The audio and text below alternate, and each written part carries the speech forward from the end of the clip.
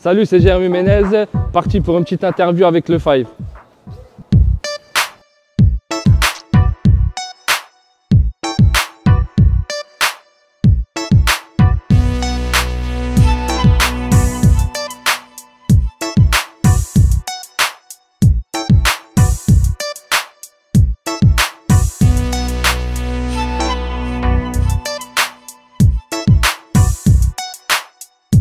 Ça a commencé super jeune, vers 5-6 ans. Et ouais, c'est parce que j'avais mon grand frère qui joue au foot. Ça m'a donné envie de jouer au foot, bien évidemment. Et aussi, après, il y a les potes, il y a les grands de la cité qui jouent au foot. Et tout ça, ça te donne envie aussi de faire comme eux, quoi. Ouais, bien sûr, je l'ai pratiqué, je connais très bien et j'aime beaucoup. Après, nous, à l'époque, quand j'étais plus jeune, c'était plus des foot en salle. C'est dans le même état d'esprit, c'est un terrain réduit. Donc on a toujours connu ça et on a toujours adoré ça parce que ces petits terrains, c'est là où on voit les joueurs techniques, avec beaucoup de vivacité et c'est intéressant. Donc on a toujours aimé ça.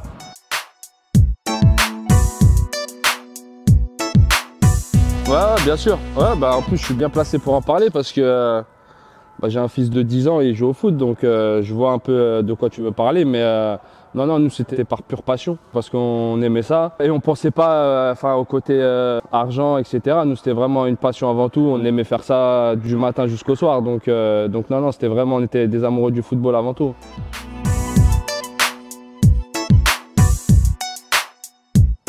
Moi, quand j'étais jeune, franchement, j'aimais beaucoup Ronaldinho, j'aimais beaucoup Zinedine Zidane, Ronaldo. Après, nous, on a eu de la chance.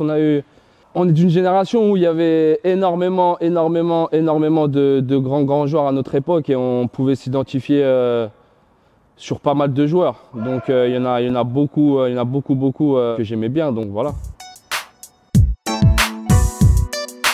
Pour nous, ça représente beaucoup de choses. Enfin, la fin on va dire, du centre de formation pour nous, avec cette victoire, l'équipe de France, etc. Et en même temps, une nouvelle ère pour nous dans le sens où juste après ça, on intègre le groupe pro et on se lance dans le monde professionnel. Donc pour nous, c'était ça en vrai, ça a représenté beaucoup et surtout que c'était une victoire collective et on se connaissait depuis déjà pas mal de temps et donc ça représentait beaucoup à l'époque. Et puis après aussi, il y a eu la fameuse génération 87 où on a beaucoup parlé de nous à un moment donné. Et voilà, donc ça nous lie jusqu'à la fin de notre vie, je pense.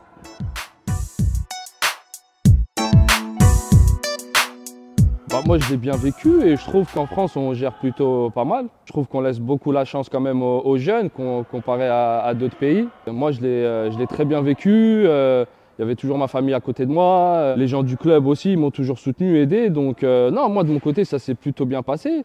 Je trouve aussi qu'en France, on donne pas mal la chance aux jeunes, donc c'est cool. Après, il y a les à côté du football où quand tu es jeune, il faut faire attention, c'est sûr.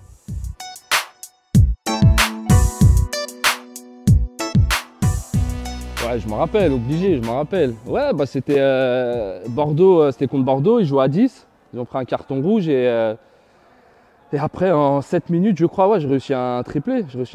Bon, j'étais bien servi par mes coéquipiers aussi, mais mes souvenirs incroyables. En plus, j'étais jeune.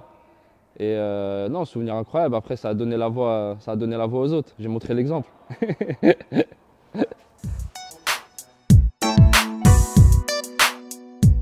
Moi, c'était un rêve de rejoindre le PSG.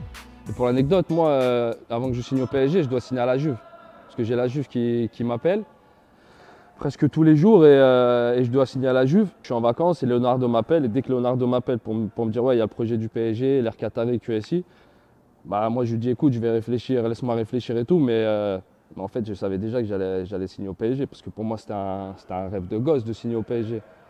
Et donc super excité de vite commencer la saison, de vite retrouver mes nouveaux coéquipiers, etc. Et après, les premiers matchs au Parc des Princes, tous les potes qui viennent, la famille. Toi, ton premier match au Parc des Princes, ça te remémore des souvenirs quand tu regardais dans ta chambre, quand tu étais jeune. Ça te remémore plein de souvenirs. Et ouais, c'est un rêve de gosse. Honnêtement, c'est un rêve de gosse. Et comme on parlait tout à l'heure, nous, quand on a commencé, c'était vraiment une passion. Tu vois, c'était vraiment une passion. Et se retrouver 10, 15 ans plus tard dans le stade où tu regardais quand tu étais dans ta chambre à Vitry-sur-Seine avec ta maman, c'est un signe fort, tu vois. Il a un gros caractère, Thiago Motta. Mais ouais, mais après, tu vois, c'est avec des mecs comme ça que tu apprends plein de choses, que tu deviens plus fort. Parce que ces mecs-là, mine de rien, inconsciemment, ils te donnent des petites recettes pour essayer d'aller plus haut. Ça peut être des détails. C'est d'essayer de jamais perdre un ballon à l'entraînement. Au taureau, pareil. Et des mecs comme Thiago, ils étaient super exemplaires et ça donnait envie de les regarder et d'essayer de prendre quelques petits détails sur lui pour essayer de progresser, tu vois. Non, pas forcément, mais disons que je jouais dans un rôle où je me sentais plus à l'aise. Moi, c'est vrai que dans ma carrière, j'ai beaucoup bougé sur les côtés, à droite, à gauche, et c'est vrai que moi, je préférais jouer dans l'axe, que ce soit en 9,5 ou en 9. C'était plus mon poste de prédilection. Donc je pense que c'est pour ça que j'étais je me sentais plus fort et j'avais peut-être plus de statistiques, quoi. Je pense que le rôle sur le terrain a joué un rôle important. Les deux, mais avec deux manières différentes. Ibra, c'est quelqu'un qui va plus se faire entendre, qui va parler, qui va peut-être avoir des fois des réactions un peu plus chaudes que d'autres. Et Totti, ça va être plus dans le calme, plus dans la tranquillité, plus dans la déconnade, même si Ibra aussi déconne et tout, il aime bien. Mais Totti, ça va être plus dans le calme. Mais c'est deux manières différentes, mais c'est deux manières qui peuvent t'amener et t'amènent avec eux, tu vois. Et après, suivant le caractère des gens, il y en a qui préfèrent ça, il y en a qui préfèrent la manière de Totti, peut-être la manière de Ibra. Ça dépend du caractère des gens et tout, mais les deux sont bonnes.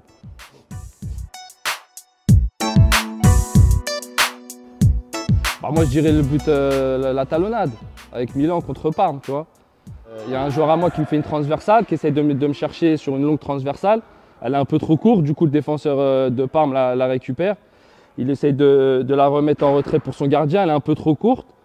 Et moi je profite de ça et donc le gardien sort en même temps, vu qu'il voit que la balle est trop courte. Moi je profite de cette balle, grand pont sur le gardien, et je passe derrière lui, je récupère la balle. Talonnade et puis voilà, et puis après toi t'as kiffé, j'ai vu dans tes yeux que t'avais là, et puis après voilà, je pense que c'est un peu l'action, tu vois, l'action, voilà, le petit but de ma petite carrière.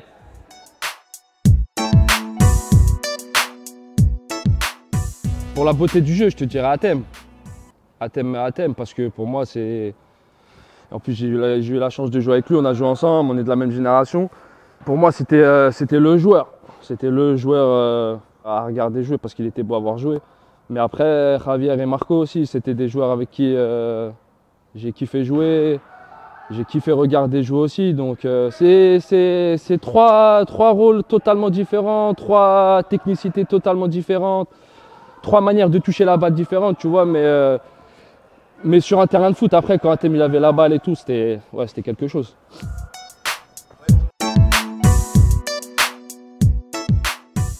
Tu veux que je fasse mon 11 là? Avec qui j'ai joué? En gardien, je vais mettre Donnarumma.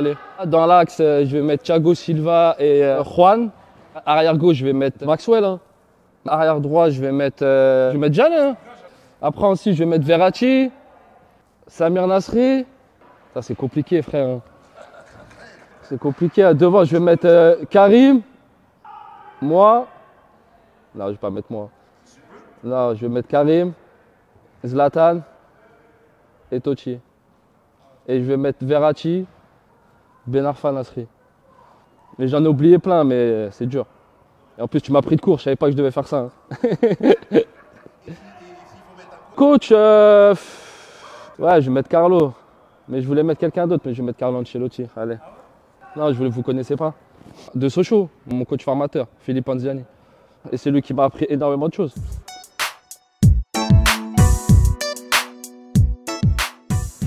Franchement, la santé, la sérénité et le bonheur de mes enfants. Hein. Franchement, c'est le plus important pour moi. Merci au Five, merci à mon gars Gous. Et grosse force au Five et pourquoi pas bientôt, à plus tard. Hein.